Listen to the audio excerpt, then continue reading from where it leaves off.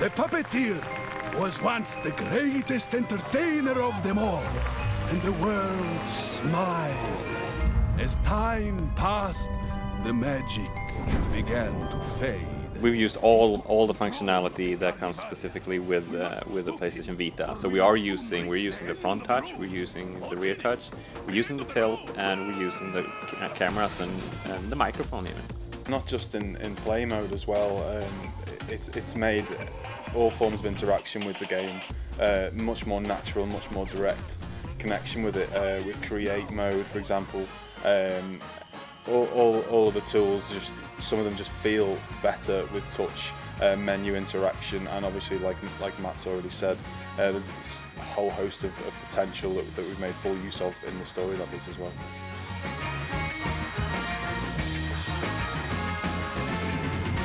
Yeah, we've got a whole host of new tools that make use of the touch. We've got touch cursor, touch sensor, and a whole load of tweaks that go with that.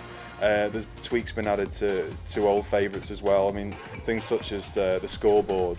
We've now got the ability to make bespoke challenges for players called skill rewards, and that allows creators to actually decide, you know, if you can set a particular high score that you have to reach, a particular level time, you know, complete the level in a certain time, and any player that does that can be rewarded with prizes in addition to the standard bronze, silver and gold, you know, that we've always seen.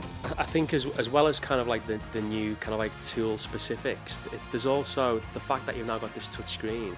It just means that people who might not have created on PlayStation 3, they have, if you can doodle with a pencil, you can create something in LittleBigPlanet, and having a portable device means that you can take that first kind of rough idea and you can elaborate on it, you can evolve it whilst you're on the move and really create at any time.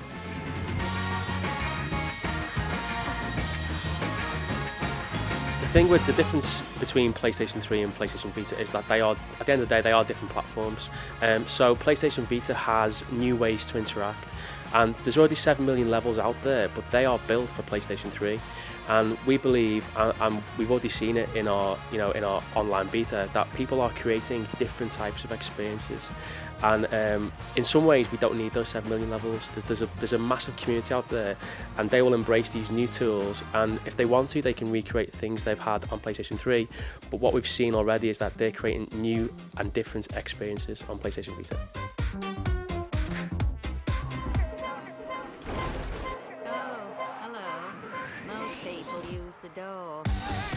We've not really sort of reduced ambition in terms of the story we want to tell. I mean, if anything, we've really aimed for the sky with this one, and making this story feel like truly epic, and creating a cast of memorable, brilliant characters. And Stephen Fry's returning for this one as well.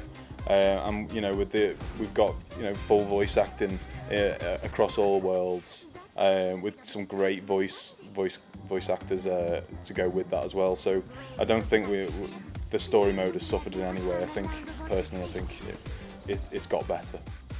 I think what's great is that, you know, the way LittleBigPlanet's made is that you have this fantastic story across different worlds, but you can play one level at a time. You can play a level and then you can kind of put it away and then revisit that and pick up from where you left off.